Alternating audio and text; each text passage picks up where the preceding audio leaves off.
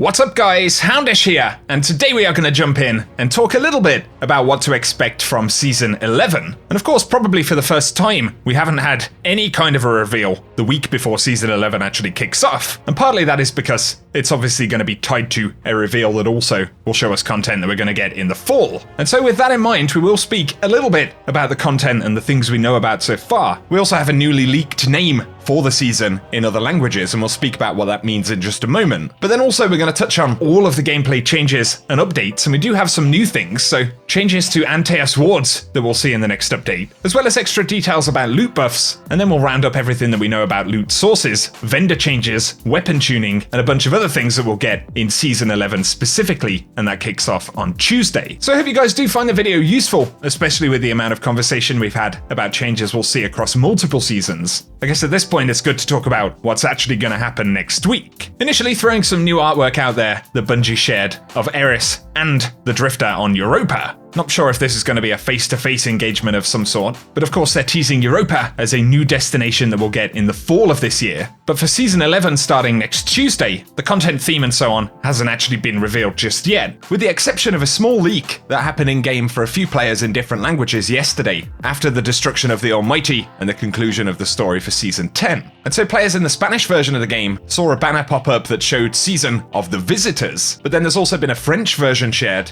which translates to Season of the Arrival. So exactly what they'll call the season in English isn't clear, although Season of the Arrival seems pretty likely. However, since these do come from inside of the game, it does confirm that the arrival of the pyramid ships looks to be a main focus for Season 11, which is kind of what we speculated would happen. And so while the exact wording could change, Season of the Arrival essentially summarizes the theme of what's going to happen, right? Otherwise, for now, we'll still refer to it as Season of the Redacted, where Bungie do.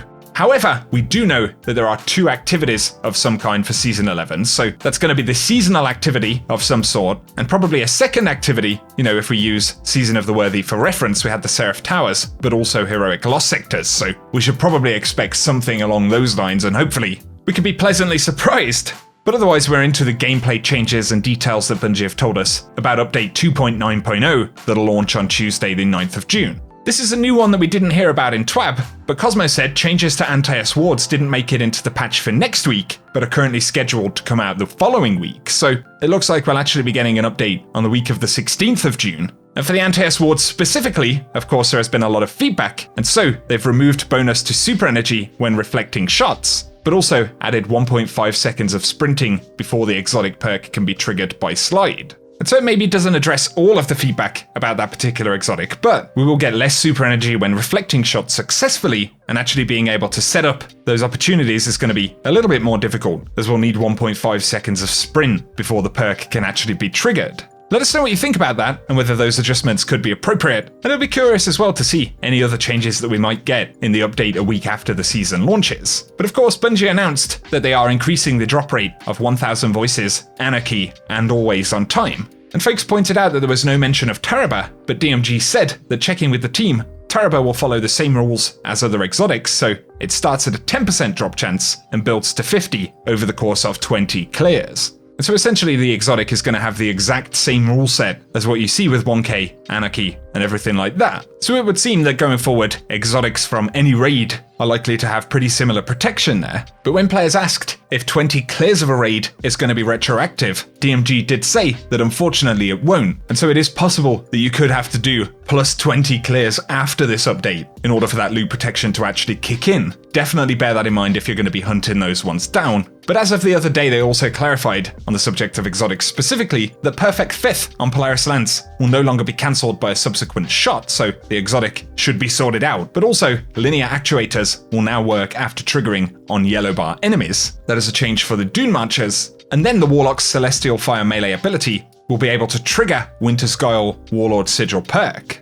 Okay, so let's move to gameplay and rewards. A good one for vendors, or a specific vendor, Xur, is that he's going to be getting random rolls on his armor with the start of Season 11, so obviously that generally makes Xur a little bit more interesting, and especially for veteran players or players who just have all of the exotics in the game, it at least means Xur has the opportunity to have something that could be kind of useful, right? a replacement exotic, a really good stat roll or something like that. In Season 11, we are going to be getting an aspirational armor pursuit, and this will be to acquire an armor set for the season. And Bungie say that they removed that set from Eververse and turned it into a pursuit instead. So with that in mind, visually the armor could be somewhat similar or at a similar standard to other Eververse armor that we've seen in recent seasons.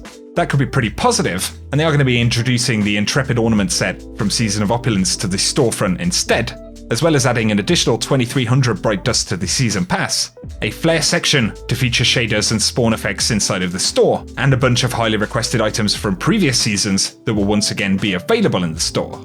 Onto more gameplay specific stuff though, Bungie had said that there will be 2 new perks rolling exclusively on the Season 11 weapons, and additionally, Iron Banner will receive 2 new perks on reprised weapons, which will actually be kind of Iron Banner themed perks. We're not sure whether that's just going to be the titles for the perks or the actual bonuses themselves, and I would guess it's entirely possible either way, but should make some of those weapon drops a little bit more interesting hopefully. And in terms of acquiring loot inside of Season 11, we are going to be getting a completely new type of engram that sounds like it works a little bit like a loot table, so maybe sort of like the Chalice of Opulence. And that's because it's going to have specific categories where you can spend seasonal currency to get a certain type of reward, and that includes going after specific high stat rolls and things like that. That's a system that we don't know a whole lot about, but looks to be a pretty integral kind of loot system moving forward, and one which could actually be pretty highly integrated with the new activity we'll get in Season 11, since it's going to use the season's currency.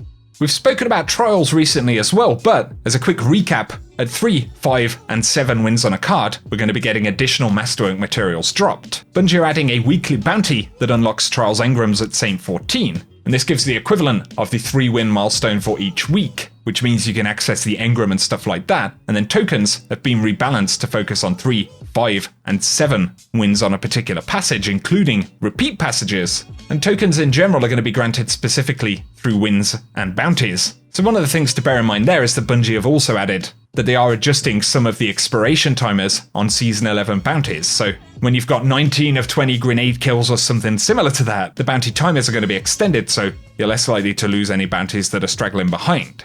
The Sandbox is actually going to be seeing quite a few changes. Initially, we've learned about the powerful Friends mod, which will no longer stack, so essentially you can't equip multiple copies of the mod. But we are going to be getting a new Season 11 Arc mod, which grants a similar stat bonus to strength, and will also not stack. But there are going to be some pretty cool archetype buffs for certain weapons, so slug shotguns are going to see a PvE damage increase of plus 30%, and of course with new perks coming into the game and different combinations on new weapons. That could mean new potential heavy hitters inside of PvE. There's also going to be a change for high-impact pulse rifles, so damage per bullet has been adjusted from 21 to 22. Could make them a bit more reliable in the Crucible, but also PvE bow damage versus minors has been increased plus 10%, and any kind of minor enemy in PvE if you are using a bow. Really, you want to be getting those one-shot kills right, and that's going to make that quite a bit more common in a lot of content.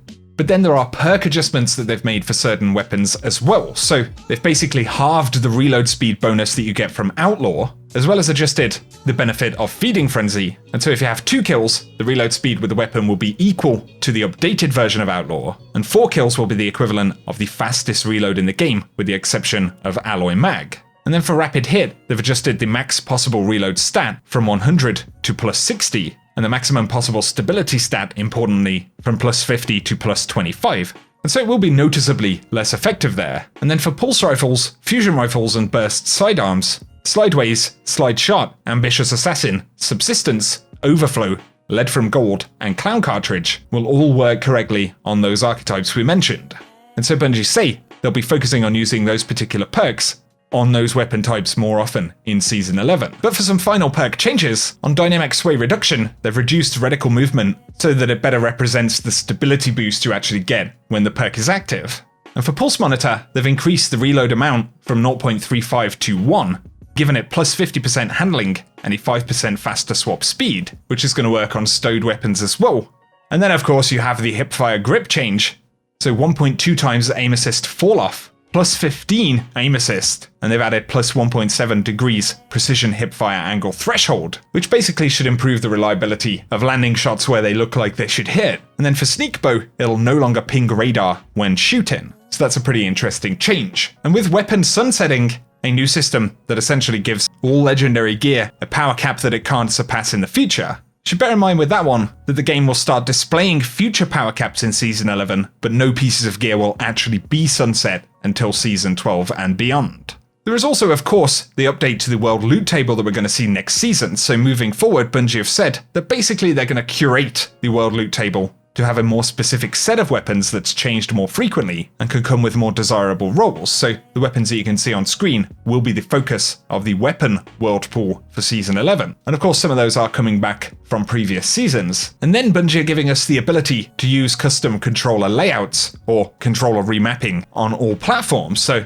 this is going to be pretty awesome, especially for console players, but also, of course, there are players that use controller on PC. And so the option is going to be there all around, regardless of the platform. And so Season 11 itself actually is going to see a fairly significant list of changes alongside the content drop, which is why I wanted to kind of round it all up into one place right here, because of course, while we will be getting patch notes on Tuesday, it is going to be a very, very busy day with reveals for the future of the game in September and stuff like that, but also a breakdown of new content specifically for the season. So I know that some of you guys would appreciate kind of getting an overview of it beforehand so that we can jump right into the new content with that bit of extra hype about the fall on Tuesday evening. So guys, if you have enjoyed the video, a rating down below really does help me out. Let us know any of your thoughts on the changes we've mentioned in the video, including the changes to anti-S wards, exotic drops, and more. But if you're new around here, you can hit that subscribe button if you do enjoy the content, and I will keep you posted with the news, guides, and new seasonal stuff over the next few weeks. Otherwise, thank you for tuning in, guys, and whatever you get up to, I hope you have an awesome day.